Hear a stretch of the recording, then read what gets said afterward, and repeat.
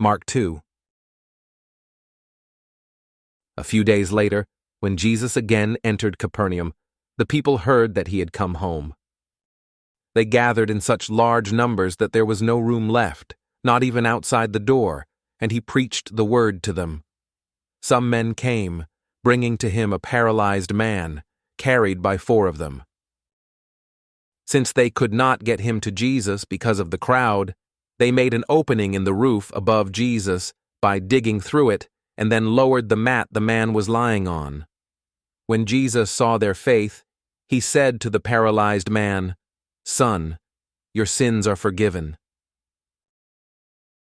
Now some teachers of the law were sitting there thinking to themselves, "Why does this fellow talk like that? He's blaspheming. Who can forgive sins but God alone?" Immediately Jesus knew in his spirit that this was what they were thinking in their hearts, and he said to them, "Why are you thinking these things? Which is easier, to say to this paralyzed man, 'Your sins are forgiven,' or to say, 'Get up, take your mat and walk'?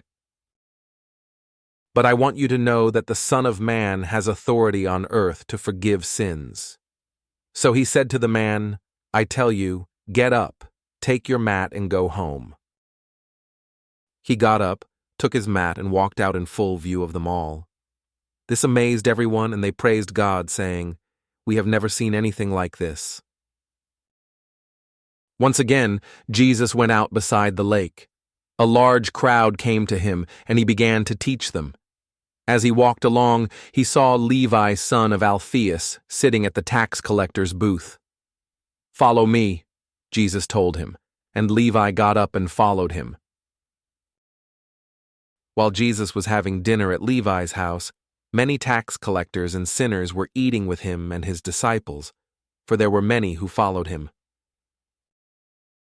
When the teachers of the law who were Pharisees saw him eating with the sinners and tax collectors, they asked his disciples, "Why does he eat with tax collectors and sinners?" On hearing this, Jesus said to them, "It is not the healthy who need a doctor, but the sick. I have not come to call the righteous, but sinners." Now John's disciples and the Pharisees were fasting. Some people came and asked Jesus, "How is it that John's disciples and the disciples of the Pharisees are fasting, but yours are not?" Jesus answered, "How can the guests of the bridegroom fast while he is with them? They cannot, so long as they have him with them. But the time will come when the bridegroom will be taken from them, and on that day they will fast. No one sews a patch of unshrunk cloth on an old garment. Otherwise the new piece will pull away from the old, making the tear worse. And no one pours new wine into old wineskins. Otherwise the wine will burst the skins, and both the wine and the wineskins will be ruined. No, they pour new wine into new wineskins." One Sabbath Jesus was going through the grain fields, and as his disciples walked along, they began to pick some heads of grain. The Pharisees said to him, "Look, why are they doing what is unlawful on the Sabbath?" He answered, "Have you never read what David did when he and his companions were hungry and in need? In the days of Abiathar the high priest, he entered the house of God and ate the consecrated bread, which is lawful only for priests to eat. And he also gave some to his companions." Then he said to them, "The Sabbath was made for man, not man for the Sabbath.